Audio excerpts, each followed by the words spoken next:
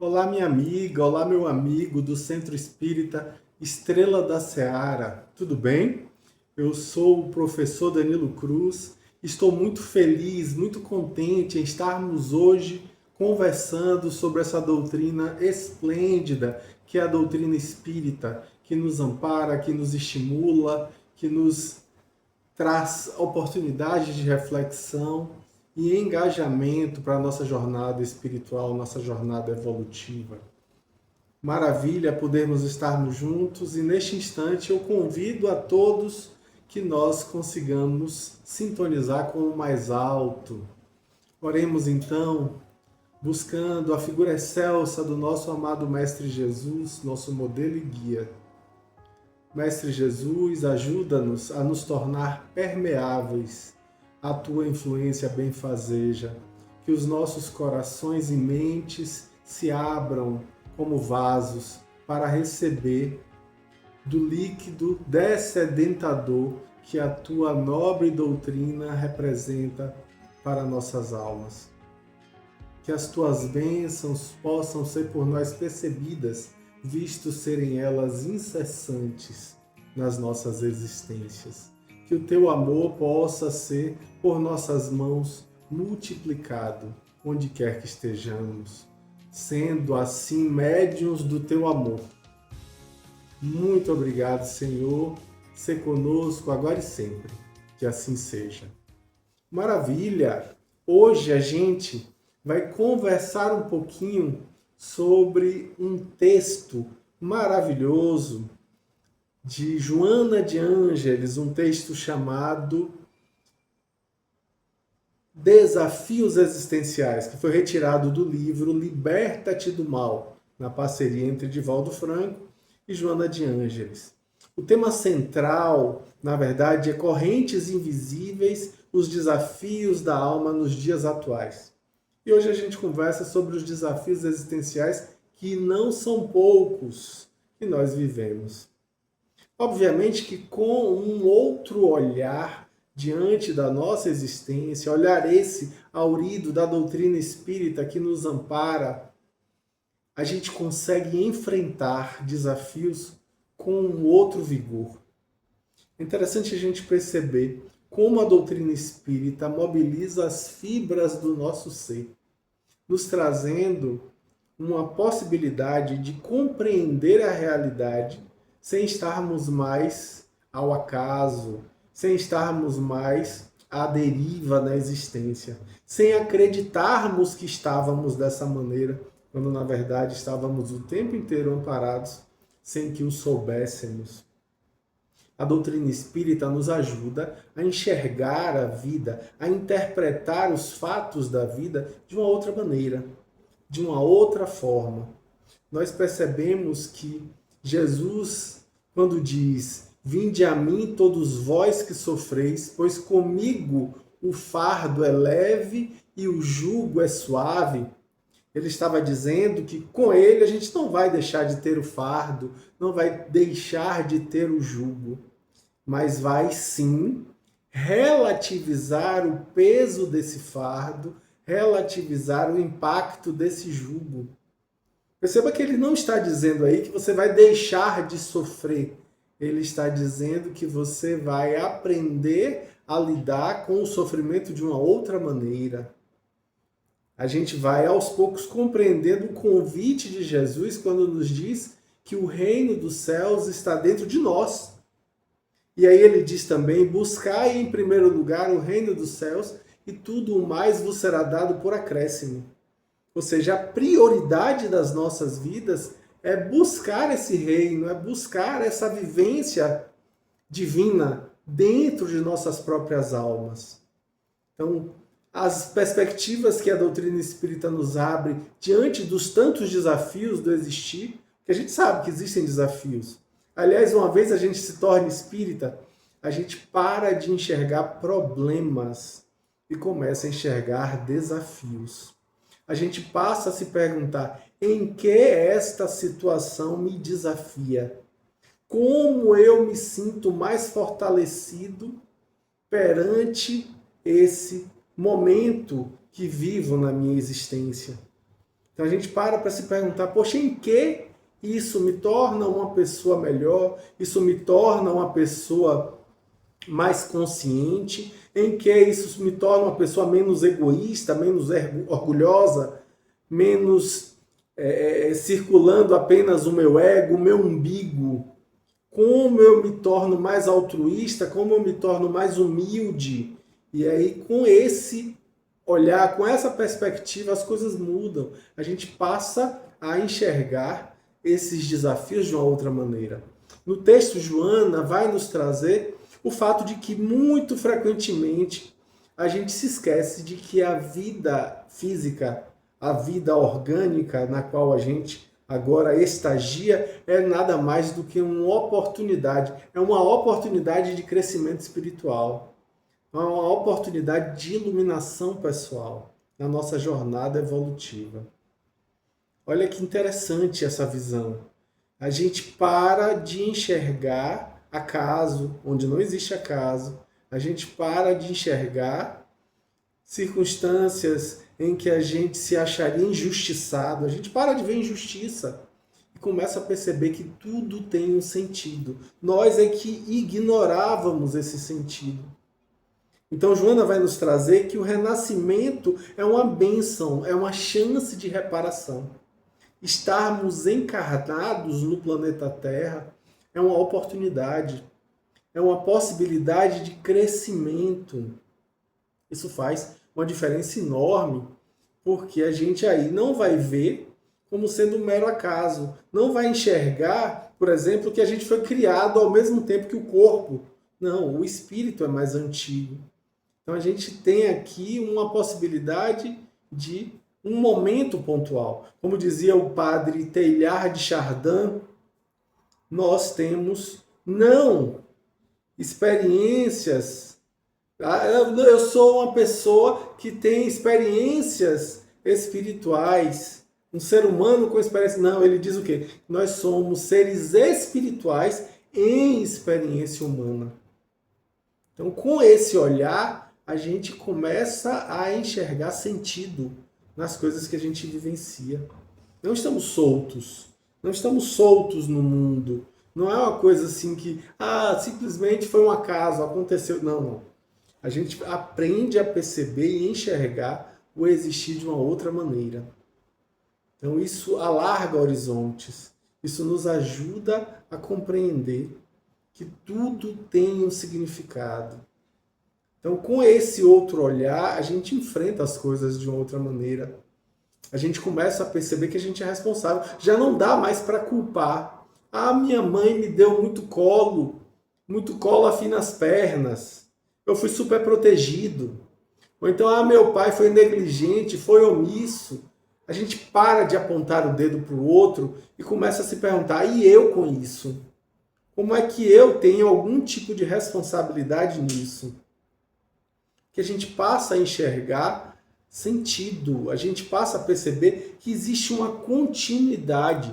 Cada um vai ter que arcar com a responsabilidade dos equívocos cometidos, seja por falta, seja por omissão, por negligência, ou seja por excesso. A gente sabe disso. Cada um terá que colher conforme o que plantou. Mas na medida em que a gente passa a se olhar nessa circunstância, a gente percebe que hoje a gente está colhendo o que plantou antes. E começa a enxergar também que hoje a gente planta o que vai colher amanhã.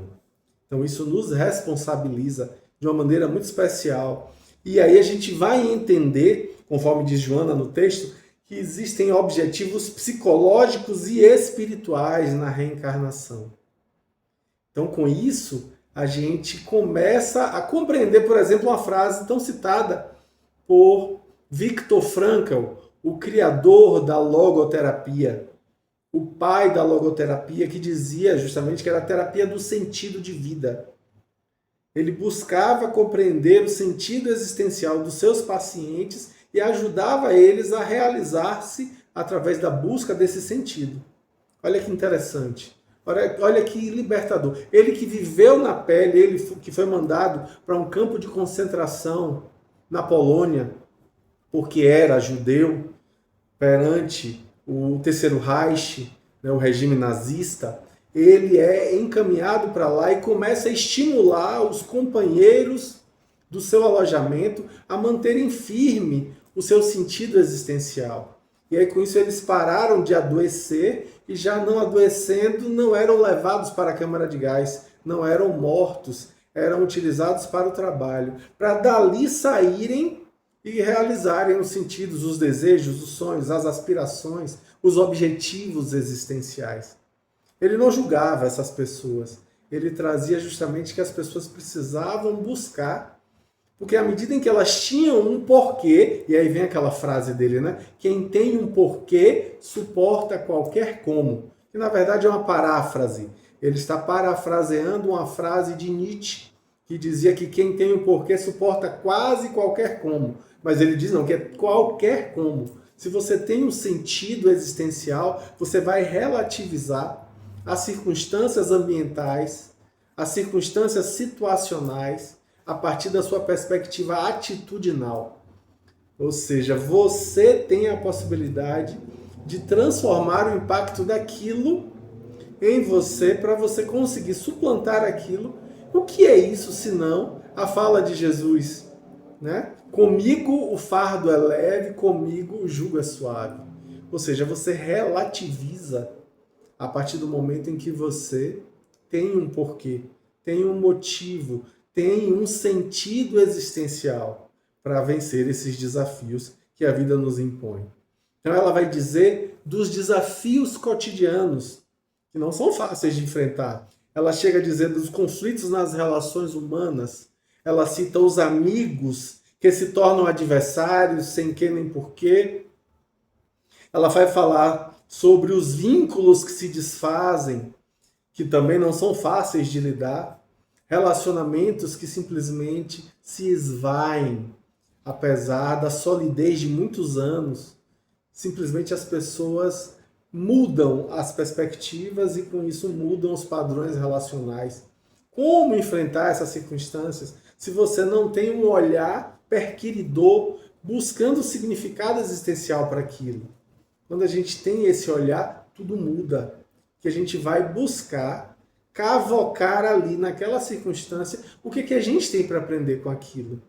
Como a gente se robustece e se torna uma pessoa melhor perante aquela circunstância, que muitas vezes é muito desafiadora. Enfrentar a solidão é uma coisa fácil? Não, gente. É terrível.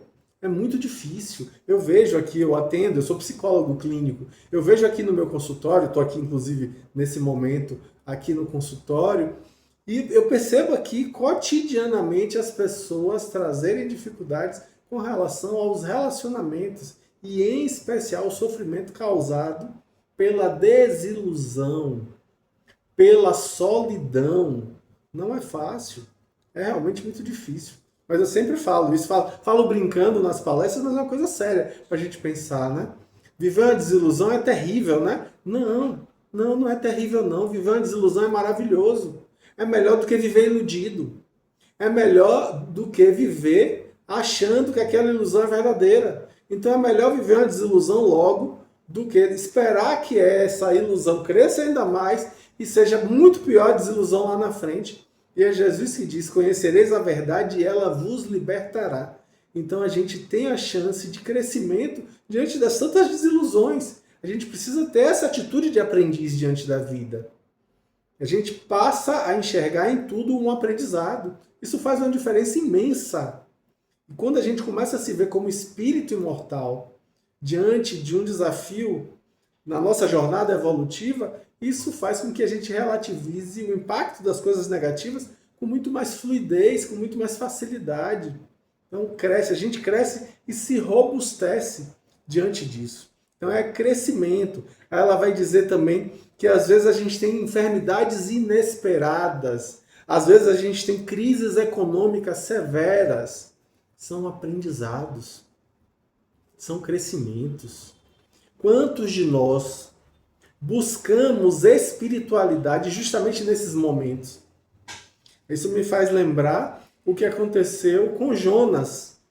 Jonas, no mito bíblico, vai ser chamado por Yahvé, ou Jeová, ou Deus, caso você prefira dessa maneira, para pregar aos ninivitas, um conhecido povo inimigo dos hebreus.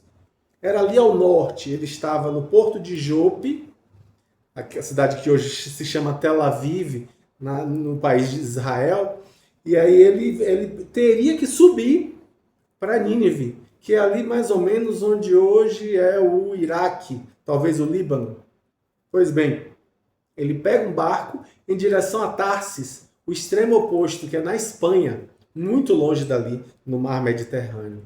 Só que no meio do caminho começa a chover, tempestade, a onda batendo um para um lado para o outro, ele estava dormindo, acordam todo mundo para poder tirar na sorte, para saberem de quem Deus estava mandando, para quem Deus estava mandando aquela tempestade.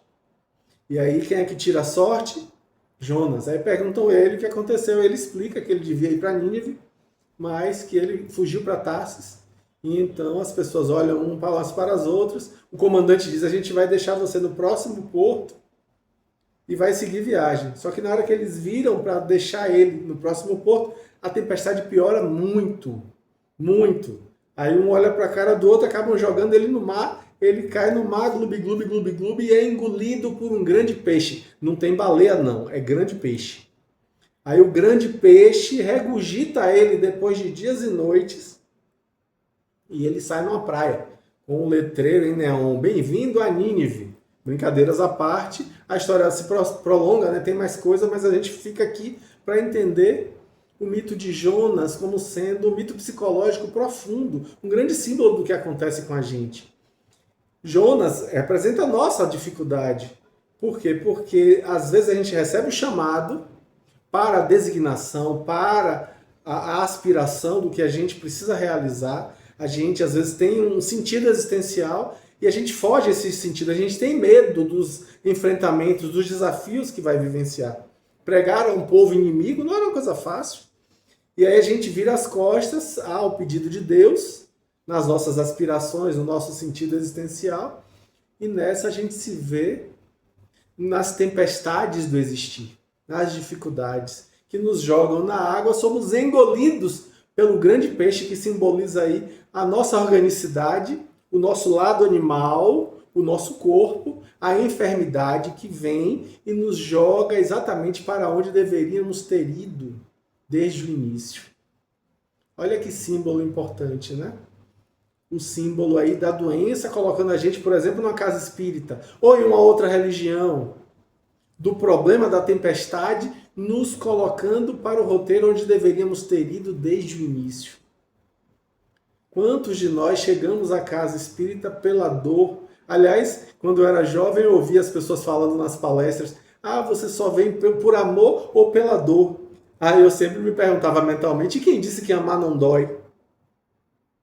Quem disse que amar não é abnegar-se de si, abdicar de si mesmo em prol do outro? Então, a gente, no fundo, acaba tendo a oportunidade de vivenciar desafios existenciais por conta da nossa timidez, da nossa cabeça dura, nossa teimosia, nossos medos dos enfrentamentos que haverão de chegar. Vamos ter enfrentamentos, vamos passar por dificuldades, isso é óbvio. E precisamos aprender com eles, com esses enfrentamentos, com essas dificuldades. Então, sem dúvida alguma, é um crescimento que a gente está tendo ali. Aí ela diz assim, que também teremos perseguições, discórdias e sofrimentos íntimos. Não é à toa que Jesus disse: eu não vim trazer a paz, mas a espada. Porque ele sabia que aqueles que abraçassem a sua causa seriam vítimas de circunstâncias de quebras, de rupturas, de afastamentos, seriam malquistos, mal vistos. Sim, temos isso dentro das famílias, a gente percebe isso acontecer. Então temos discórdias, temos perseguições, temos muitos sofrimentos íntimos como sendo parte do processo de amadurecimento do espírito. É crescimento se a gente souber fazer e enxergar as coisas dessa maneira. Isso é importante, né, para a gente perceber que existe um valor transformador nas dificuldades que a gente vivencia.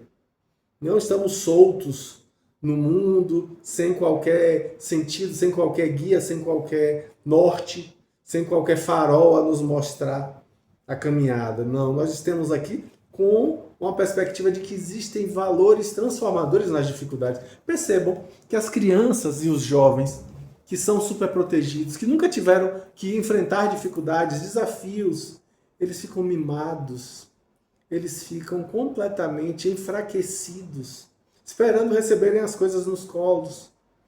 Ter tudo no colo é muito fácil, gente. Não adianta a gente trabalhar dessa forma. É preciso robustecer, é preciso que a pessoa tenha autonomia para poder enfrentar as dificuldades, porque as dificuldades nos fortalecem. A gente cresce com elas. Não é à toa que existe um provérbio árabe que diz: mares tranquilos não fazem bons marinheiros. Não é que a gente vai sair por aí buscando tempestade, tormenta. Não. Mas as tormentas virão. As tempestades chegarão. A gente precisa estar aberto para aprender com elas. A gente precisa estar aberto para crescer com essas tormentas, com essas dificuldades. É preciso haver abertura de nossa parte para que a gente cresça com isso.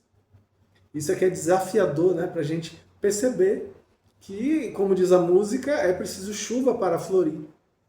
Que só vem primavera depois do inverno. Então a gente precisa abrir os corações para o aprendizado. É isso que Joana está nos convidando nesse texto magistral. Ela diz que o sofrimento é uma ferramenta da lapidação moral. E que a gente tem ali a metáfora da pedra que se arredonda na correnteza. Ela vai dizer que a pedra que fica rolando na correnteza, ela fica arredondada. Ou como a gente ouve muitas pessoas falarem, né? Que pedra que rola não cria limo. Olha aqui, que fala interessante. É a mesma coisa que dizer que água parada vira fonte de problema, né? Então a gente precisa de movimento. E nesse movimento a gente vai ter atrito, vai ter dificuldades, vai ter dores, vai ter angústias, vai ter circunstâncias as mais variadas. Mas se a gente souber aproveitar, a gente se torna mais formoso, a gente se torna um seixo. Né? Então essa é a caminhada para que a gente consiga ampliar os nossos horizontes. Aí ela diz ainda que existe uma importância muito grande em administrar os desafios com serenidade e confiança. Olha aí, hein? Aurir confiança. Perceber que tudo é passageiro. Como dizia a piada, menos o motorista e o cobrador. Mas também dizem, né? Tudo passa, menos o ferro lá de casa. Não, mentira. Lá em casa passa também, não tem problema nenhum com relação a isso. Mas aí é que tá, a gente precisa aprender a enxergar, como dizia Santa Teresa, né? Isso também passará. Isso também passará. Olha que fala importante. Está passando por um momento ruim, isso também passará. Está passando por um momento bom, isso também passará. É ter essa perspectiva de que as coisas passam, a gente não se apega a elas, a gente se mantém ali percebendo que aquilo ali é passageiro. Às vezes a gente não consegue enxergar que aquilo vai passar, mas vai, a gente sabe racionalmente, logicamente, que aquilo também vai passar. Então a gente precisa respirar fundo, tomar fôlego e enfrentar aquela circunstância. E se perguntar, como eu disse anteriormente, em que isso me torna uma pessoa melhor? Como eu posso amadurecer com essa vivência? Como eu posso crescer com essa perspectiva? Então isso é, sem dúvida, o grande convite da nossa fala, né? Para que a gente olhe, a gente observe com olhos de aprendiz as coisas da vida, porque somos eternos aprendizes. Aí ela então vai passar a falar sobre as ilusões modernas. Ela dizendo que às vezes a gente fica tentando completar o vazio existencial buscando realizar-se, entre aspas, com ilusões. Ela vai dizer, por exemplo, sobre a questão do turismo e os prazeres como fuga ou como oportunidade de aprendizado. Ou seja, a gente vai muitas vezes buscar ali vivenciar coisas novas, circunstâncias novas, mas às vezes aquilo é só uma fuga. Não está resolvendo plenamente aquilo que a gente está fugindo. A gente está saindo da nossa realidade. É claro que a gente precisa de algum prazer, já já eu vou falar sobre isso. A gente precisa de algum lazer, isso é óbvio, a gente precisa disso. A questão é quando a gente investe demasiado tempo nisso. Inclusive, a gente às vezes vivemos na época das redes sociais, a gente vê pessoas que investem demasiado nisso e querem mostrar para os outros. Elas querem parecer. Eu quero parecer que eu estou feliz, mesmo sem estar. As pessoas... Lembrando que ninguém pega passarinho dizendo show, né? A gente não vai sair na rede social postando boleto, doença, nem problema. Mas muita gente não está preparado para lidar com rede social por acreditar que a vida da pessoa é só aquelas mil maravilhas que ali estão, é tudo cor-de-rosas. E não é assim. Ninguém enxerga o passo a passo, a caminhada que a pessoa teve que enfrentar para poder chegar naquele nível, naquele degrau. E também ninguém enxerga o que está sendo escondido, o que não está sendo mostrado ali. Às vezes tem aquela viagem dos sonhos, mas o relacionamento está muito ruim. E aí tem aquelas fotos lindíssimas com poses as mais variadas, mas aquilo ali está escondendo uma depressão grave, uma circunstância ali de drogadição, ou até mesmo um problema moral a nível financeiro, que a pessoa está gastando dinheiro que não tem. Como diz aquela coisa que eu sempre falo, né? Um professor meu na pós-graduação repetia dizendo assim, a gente vive querendo comprar o que não precisa com o dinheiro que não tem para agradar quem não se importa. Eita, bateu, doeu, leve para casa que é seu. A gente faz isso, né?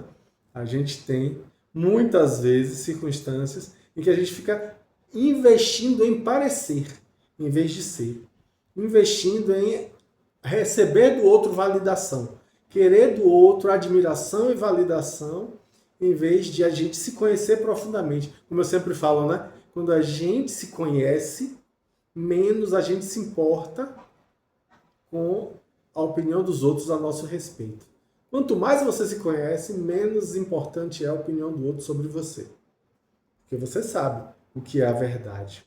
E aí ela vai dizer que existe uma diferença entre o prazer efêmero e a alegria legítima do viver. A gente precisa de alegria. A gente precisa de felicidade, a gente precisa de plenitude, mas essa alegria que consegue, inclusive, ter alegria mesmo diante dos desafios, mesmo diante das dificuldades, a gente mantém uma atitude de alegria. É isso que caracteriza o cristão, né? A sua atitude de alegria diante de todas as circunstâncias da vida. Como dizia Paulo de Tarso, em tudo dai graças. Olha que fala, olha que convite importante. Agradecer em todas as circunstâncias, não é só nas circunstâncias boas. E assim viver uma alegria serena, tranquila e verdadeira. Aí ela vai dizer que o risco do jogo da ilusão e do desperdício de forças. Às vezes a gente desperdiça tempo, energia e recursos em coisas inúteis que não vão trazer nenhum tipo de engrandecimento espiritual. Então, com isso, a gente precisa realmente repensar o que é que a gente tem feito do tempo que nos cabe. Como é que a gente tem utilizado esse tempo? Faz toda a diferença, né? Olhar com esse olho de ver, com esses olhos de ver. Aí ela vai falar sobre a questão da alegria e do equilíbrio, dizendo que nós temos necessidade de prazeres moderados para o equilíbrio humano. Precisamos de prazeres moderados para o equilíbrio. Isso me faz lembrar uma fala dela mesma em um outro livro chamado Amor Imbatível Amor, quando ela vai falar sobre a questão do sexo. Ela diz que o sexo é importante não apenas para a possibilidade de reprodução da espécie humana, mas também para equilíbrio emocional da criatura, desde que seja moderado, porque senão a gente vai ficar querendo matar a sede com água do mar. Quanto mais a gente bebe, mais sede a gente vai ter. Não adianta. É preciso que a gente tenha moderação. Então, sim, a gente precisa de prazer moderado para ter equilíbrio. E ela vai nos alertar aí nesse momento do texto dizendo que a tristeza é um momento de reflexão e crescimento. Não tem como dizer que a gente não vai vivenciar a tristeza. A tristeza faz parte. A gente precisa enfrentar o deserto existencial da tristeza sabendo que ali é uma passagem, não é um lugar de moradia.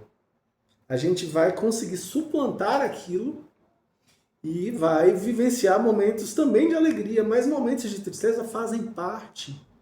Isso tudo é crescimento. Isso me faz lembrar aquele livro, aquele filme de animação chamado Divertidamente, que traz a dinâmica entre as emoções. Pois bem, tem a emoção da tristeza, que ela também precisa de um espaço, ela também precisa se manifestar. E a duras penas, a alegria vai perceber o papel importante que a tristeza tem. É importante que a gente abra os olhos para perceber que a tristeza também faz parte.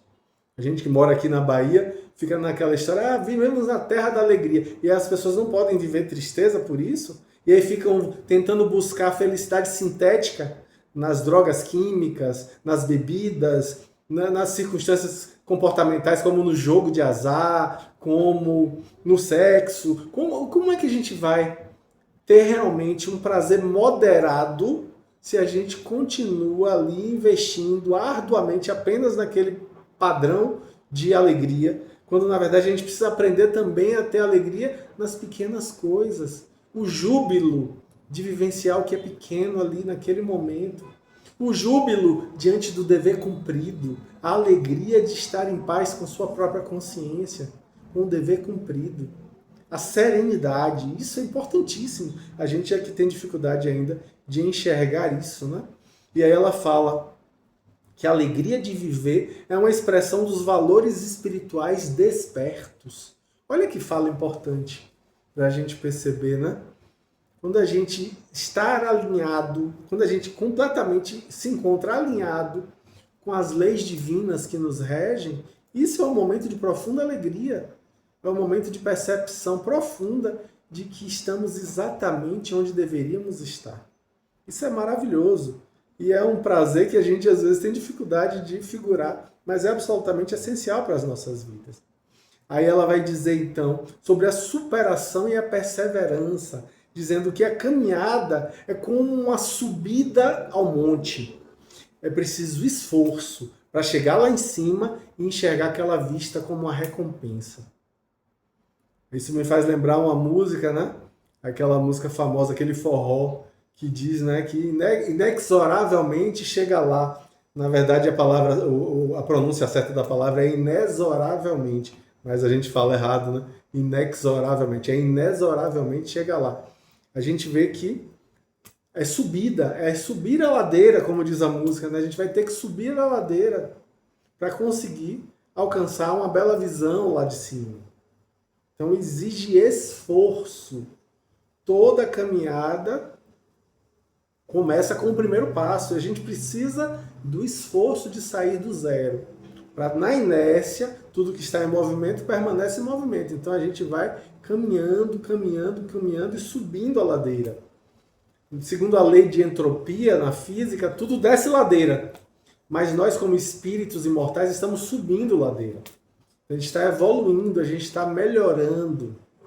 A lei da entropia diz que tudo caminha para a desagregação. Só que nós, espíritos, caminhamos ao contrário, para a agregação. A gente sobe, a gente está numa caminhada para a ascensão. Então, nessa jornada aí, a gente percebe que a gente, às vezes, se vê no risco de uma estagnação, pela preguiça, pelo conformismo. Deixa como tá para ver como é que fica. Empurra com a barriga e deixa as coisas como estão. Isso pode ser um grave problema. E aí a estagnação é o que Joana vai chamar no texto de síndrome de morte. A gente está ali como que morto.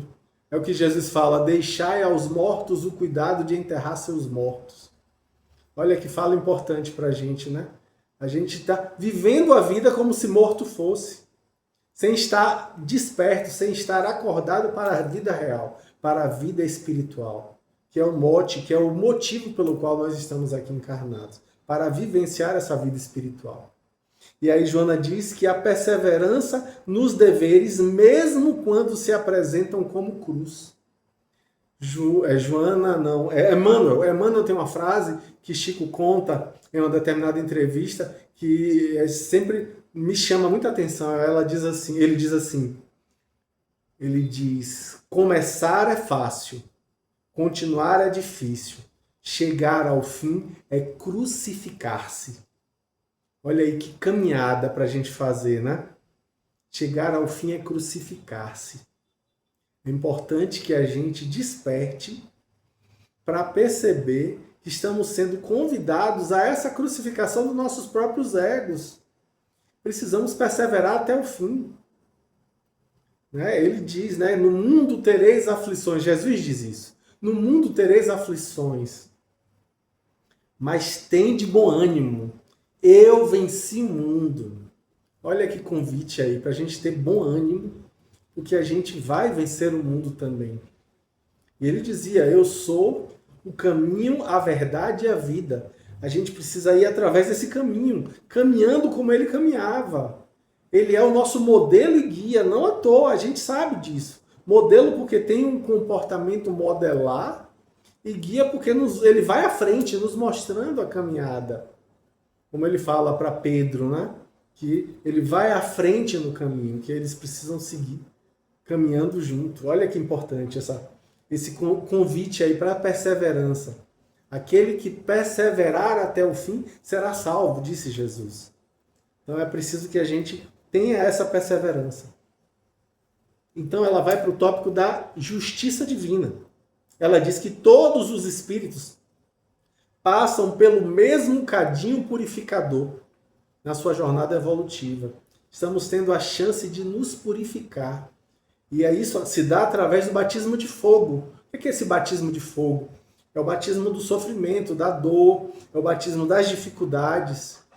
E com isso a gente vai se purificando no cadinho regenerador. E aí nessa jornada a gente percebe que não existem privilégios gratuitos nas determinações divinas. Nada é privilégio. Eu tenho o privilégio de ser espírita. Não, você tem uma jornada grande por isso. Porque você é espírita. José Raul Teixeira sempre afirmava, que o fato de ser espírita não é nenhum privilégio. Na verdade, é uma responsabilidade, porque muito provavelmente você não deu certo nas outras expressões religiosas que usufruiu no passado. E agora vem com a fé raciocinada tentar ver se assim pega no tranco. Opa, tá vendo aí? Não tem negócio de privilégio, não. Você tem ali uma chance e uma responsabilidade. Então é preciso que a gente abra os olhos para perceber em Jesus o guia e modelo eternos que nós temos, como disse Joana. Então é uma jornada ímpar. E aí ela nos exorta a esperança e a confiança. A necessidade de vivenciar a esperança, tendo o brilho nos olhos, de perceber que a felicidade nos aguarda. Nós estamos fadados a sermos felizes. Somos, como diz Joana no livro Dias Gloriosos, herdeiros da glória estelar. Então que a gente faça os nossos olhos brilharem para vivenciarmos essa glória de que somos herdeiros. Para que a gente consiga despertar para a realidade espiritual que está o tempo inteiro subjacente às circunstâncias que nós vivemos. E com esse olhar a gente vai perceber que a bonança que sempre segue depois da tormenta há de chegar. Então sempre teremos uma bonança depois de uma tormenta. Depois da tempestade existencial que a gente está vivendo, como eu disse, tudo é passageiro. Então vai chegar ali a chance de uma possibilidade de despertar, um crescimento, uma chance ali de você vivenciar uma coisa positiva na sua vida. Lá adiante, às vezes, a gente vai ter uma alegria que a gente não consegue colocar em palavras. Uma alegria inaudita, uma alegria completamente desconhecida de nós mesmos. E a gente precisa estar desperto para isso. E a caminhada nada mais é do que esse despertar. E aí ela diz que a certeza da presença divina, mesmo nas aflições, nos fortalece. A gente precisa saber que a gente nunca está sozinho. Nunca estamos sozinhos. Jesus nos prometeu que sempre nos acompanharia. Nunca estaríamos sozinhos frente ao seu amparo, o seu auxílio. Então, que a gente se sinta fortalecido diante desses desafios, percebendo que sempre estamos muito bem acompanhados através dos delegados de Jesus, aqueles que Jesus delegou para cuidarem de nós. Olha que importante isso, hein? Jesus mandou arautos para nos buscar, para nos encaminhar na nossa jornada, para servirem de farol, nos auxiliando a enxergar os abrolhos desse caminho. Então, que a gente tenha gratidão no coração pelo tamanho amparo que recebemos e muitas vezes completamente ignoramos. E aí ela termina dizendo que é preciso que a gente se sinta convidado à confiança e ao otimismo diante dos tantos desafios. Convidados ao otimismo. Olha aí que importante. Termos otimismo perante as dificuldades.